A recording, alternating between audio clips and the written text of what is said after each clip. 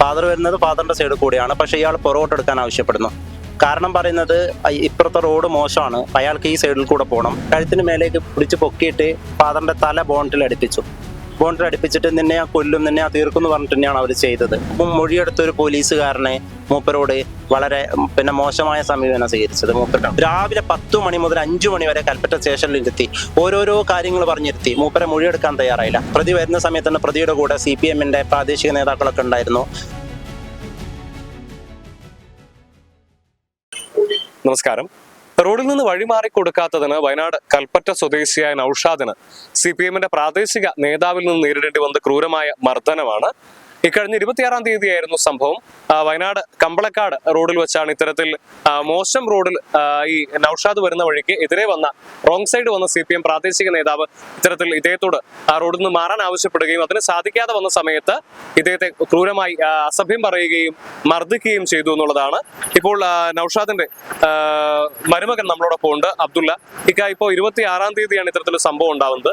പിന്നീട് പോലീസ് സ്റ്റേഷനിൽ അടക്കം വളരെ വലിയ വിഷയങ്ങൾ ഉണ്ടായി എന്ന് അറിയുന്നു. എന്തൊക്കെയാണ് സംഭവിച്ചത്? 26-ാം തീയതി രാത്രി ഒരു 8:30 കൂടി എൻ്റെ പിതാവ് കമ്പളക്കാട് നിന്ന് പാർക്കിലേക്ക് വരികയായിരുന്നു. മുട്ടിലേക്ക് വരുന്ന സമയത്ത് ഒരു മക്കാം പരിസരമുണ്ട്. അവിടെ എത്തിയ സമയത്ത് ഫാദറിന്റെ ഒരു അൾട്ടോ കാറിൽ വളരെ സാവകാശം വരുന്ന ഒരാളാണ്. സാവകാശം വന്നുകൊണ്ടിരിക്കുകയായിരുന്നു. അപ്പോൾ എതിർ ദിശയിൽ നിന്ന് വളരെ സ്പീഡിൽ വളരെ വേഗതയിൽ ഒരു സ്വിഫ്റ്റ് കാർ വരുന്നത്. ആ സ്വിഫ്റ്റ് കാർ വന്നിട്ട് മൂപ്പര് തീർത്തും റോങ്ങായ രീതിയിൽ റോങ് സൈഡിലൂടെ വന്ന് ഫാദറിന്റെ സൈഡിലൂടെ വന്ന് ഫാദറിന്റെ കാറിന് ബ്ലോക്ക് ഇടുന്നു.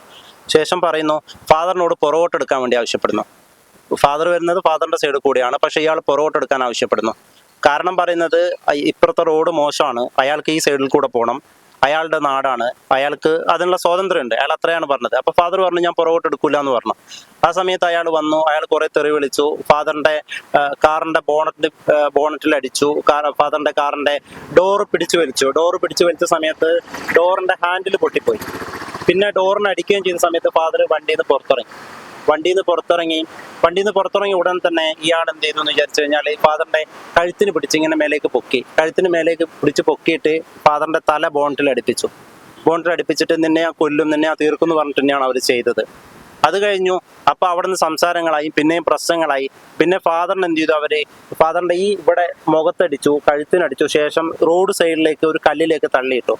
ആ തള്ളിയിട്ട സമയത്ത് ഫാദർ ബൈ ചാൻസിലാണ് അവിടുന്ന് രക്ഷപ്പെടുന്നത്. വീഴുന്ന സമയത്ത് ആ കല്ല് തലയടിച്ചിട്ട് പോയിട്ടുണ്ടെങ്കിൽ ഫാദർ അപ്പൊ തന്നെ മരിച്ചുപോയിരുന്നു. പ്രശ്നം അതല്ല, ഈ ഫാദറിന്റെ കഴുത്തിന് പിടിച്ച് ഇങ്ങനെ പൊക്കുന്ന സമയത്തെ ഫാദർ പറയുന്നുണ്ട് ഞാനൊരു ഹൃദ്രോഗിയാണ്, എന്റെ ആൻജിയോപ്ലാസ്റ്റി കഴിഞ്ഞിട്ട് ഒരു മാസമായിട്ടേ ഉള്ളൂ, ഇക്കാര്യങ്ങളൊക്കെ പറയുന്നുണ്ടായിരുന്നു. പക്ഷെ അതൊന്നും ചെവിക്കൊണ്ടില്ല. അപ്പൊ ഇതൊക്കെ കേട്ട സമയത്ത് കൂടുതൽ ആക്രമിക്കാനാണ് അയാൾ മുതിർന്നത്. അപ്പൊ അയാള് അങ്ങനെയൊക്കെ ചെയ്തു. അയാൾ ആ വണ്ടി എടുത്തിട്ട് റിവേഴ്സ് എടുത്ത് അയാൾ പോവുകയും ചെയ്തു. പിറ്റേന്ന് രാവിലെ എന്നോട് പറയുന്നത് എനിക്ക് ഒന്ന് ഹോസ്പിറ്റലിൽ പോകണം, കഴുത്തിന് വേദന ഉണ്ടെന്ന് പറഞ്ഞിട്ടാണ് പോകുന്നത്. അങ്ങനെ ഞങ്ങൾ ഗവൺമെന്റ് ഹോസ്പിറ്റലിൽ പോയി. അവിടുന്ന് ഡോക്ടറോട് കാര്യങ്ങൾ പറയുന്നത്. അവിടുന്ന് നമ്മുടെ പോലീസ് സ്റ്റേഷനിലേക്ക് അന്ന് തന്നെ ഇന്റിമേഷൻ പോയിട്ടുണ്ട്, 27-ാം തീയതി തന്നെ. അപ്പോൾ 27-ാം തീയതി ഇന്റിമേഷൻ പോയി. പിന്നെ നമ്മൾക്ക് പോലീസുകാർ നമ്മളോട് മൊഴിയെടുക്കാൻ വേണ്ടി ചെല്ലാൻ പറയുന്നത് 1-ാം തീയതിയാണ്. തിങ്കളാഴ്ച രാവിലെ 10 മണിക്ക് സ്റ്റേഷനിലേക്ക് ചെല്ലാൻ വേണ്ടി പറഞ്ഞു. തിങ്കളാഴ്ച രാവിലെ 10 മണിക്ക് സ്റ്റേഷനിൽ ചെന്നു. മൂപ്പര് ചെന്ന സമയത്തെ മൂപ്പര് പറഞ്ഞു ഞാൻ ഹൃദ്രോഗിയാണ്, എന്നെ അധികം ഇരുത്തിക്കരുത്, എനിക്ക് ഇരിക്കാൻ വയ്യ, ഇടക്കിടക്ക് മരുന്ന് കഴിക്കേണ്ടതാണെന്നൊക്കെ പറഞ്ഞു.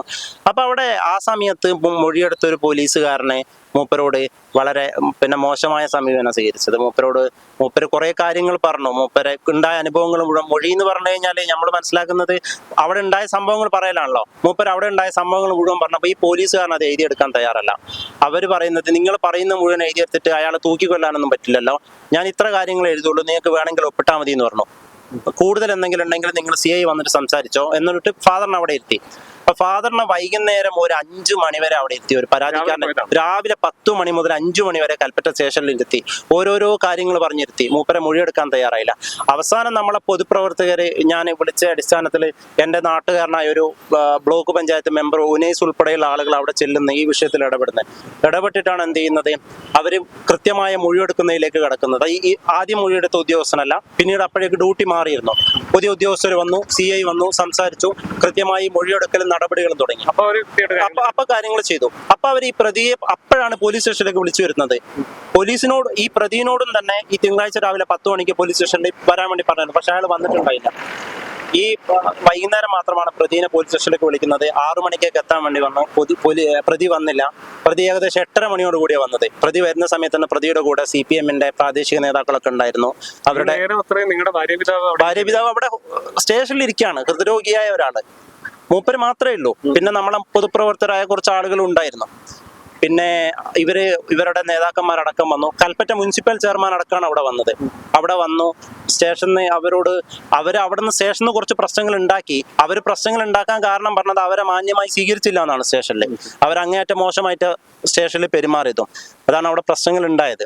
ഈ വയനാട് പരിയാരം പ്രദേശത്തുള്ള CPM-ന്റെ പ്രാദേശിക നേതാവാണ് ഇത്തരത്തിൽ ഈ നൌഷാദ് എന്ന് പറയുന്ന ആളെ ക്രൂരമായിട്ട് മർദ്ദിക്കുകയും അസഭ്യം പറയുകയും ചെയ്തത്. നമ്മൾ മനസ്സിലാക്കേണ്ട ഒരു കാര്യം, പരാതിക്കാരൻ മൊഴി നൽകുന്നതിന് വേണ്ടി രാവിലെ 10 മണിക്ക് പോലീസ് സ്റ്റേഷനിൽ എത്തുന്നു. എന്നിട്ട് വൈകുന്നേരം 5 മണി വരെ അയാളുടെ മൊഴി രേഖപ്പെടുത്തുന്നില്ല. പല കാരണങ്ങൾ പറഞ്ഞ് നീട്ടിക്കൊണ്ടു പോകുന്നു. ഏറ്റവും ഒടുവിൽ രാത്രി വൈകിയാണ് അദ്ദേഹത്തിന്റെ മൊഴി രേഖപ്പെടുത്തുന്നത്. അദ്ദേഹം പിന്നീട് വീട്ടിലെത്തുന്നത് അതിലും വൈകിയാണ്. എന്നാൽ ഈ കേസിൽ പ്രതി ചേർക്കപ്പെട്ട വ്യക്തിയാവട്ടെ ഇത്തരത്തിൽ വളരെ വൈകി ആഘോഷപൂർവ്വം ആളുകളെയൊക്കെ ചേർത്ത് അവിടേക്ക് വരുന്നു. വലിയ പ്രതിഷേധം ഉണ്ടാക്കുന്നു. പോലീസിന്റെ മുന്നിൽ വെച്ച് ഭീഷണിപ്പെടുത്തുന്നു. ഇത്തരത്തിൽ എങ്ങോട്ടാണ് നമ്മുടെ നാട് പോകുന്നത് എന്നുള്ളൊരു ചോദ്യമാണ് ഇവിടെ വരുന്നത്. ഇവിടെ ഇദ്ദേഹം പറയുന്നത് ഹൃദ്രോഗിയായ തന്റെ ഭാര്യാപിതാവിന് നീതി ലഭിക്കണം എന്നുള്ളതാണ്. ഇപ്പോഴും ഈ FIR ഇട്ടിട്ടുണ്ടെങ്കിലും അതിൽ ചേർത്തിരിക്കുന്ന വകുപ്പുകളുടെ കാര്യത്തിലടക്കം ഇവർക്ക് വലിയ പരാതിയുണ്ട്. കാരണം വളരെ എളുപ്പത്തിൽ ഊരിപ്പോകാവുന്ന തരത്തിലുള്ള വകുപ്പുകളാണ് ചേർത്തിരിക്കുന്ന അടക്കം ഇവർക്ക് പരാതിയുണ്ട്. എന്ത് തന്നെയായാലും കേസുമായിട്ട് മുന്നോട്ട് പോകാനാണ് ഈ നൌഷാദിന്റെയും കുടുംബത്തിന്റെയും എല്ലാം തീരുമാനം. കോഴിക്കോട് നിഹിൽ കാർത്ത്, മറുനാടൻ മലയാളി.